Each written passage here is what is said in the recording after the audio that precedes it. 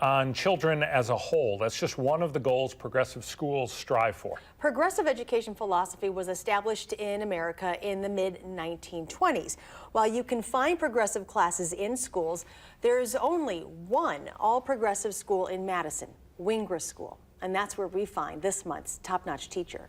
Okay. Welcome to the sky at Wingra School in Madison, the final classrooms for 11 to 14-year-olds preparing to fly onto their next journey, high school. How you doing up here? And this is Sagan Pizzingrilli, their guide. We function as facilitators, so we are guiding them in their learning. It's not that they come in here and they make all the choices and they get to just run things the way that they wish. No.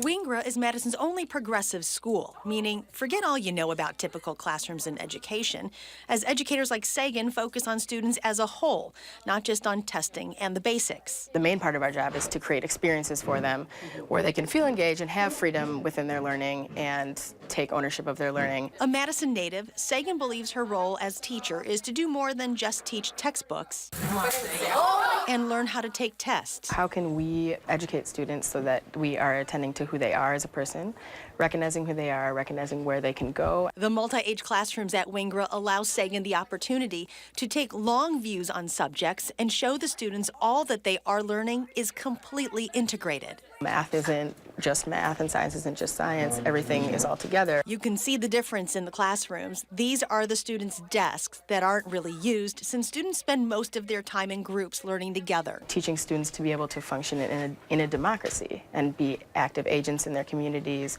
work for change and social justice, and educate them to be able to advocate for what they want. Their projects are in full display for others, and their texts are not your typical text. They need to be able to think critically about the world around them. They need to be able to problem solve. They need to be ready for a dynamic, changing world. Part of this plate is negatively charged, and part of this plate is positively charged.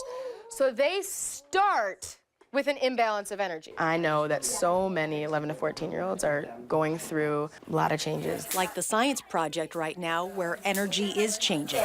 We see so many people lose their engagement in learning and their sense of curiosity.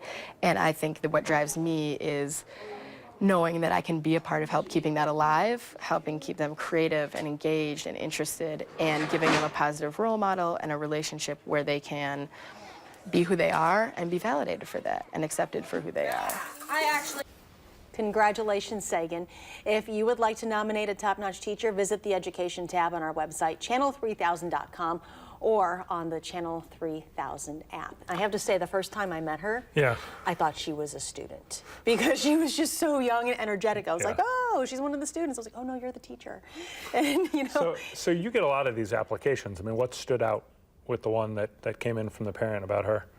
Oh, I couldn't even begin to tell you. So it was a very meaty, written nomination on this teacher, and it was one of those things where we've never really received any nominations about progressive schools and progressive teachers, and it is a hard concept to really wrap your head around. Right. Because I'm a student of traditional schooling, as are you. Right. So to think like, oh, it's child-led, then you start to think, well, are the children in charge? But it's a different concept, and it was just so intriguing, and those students were they were absorbing every single second of the learning that was there. And that's always the best gauge, isn't it? So, absolutely. Cool. Thank you for sharing that.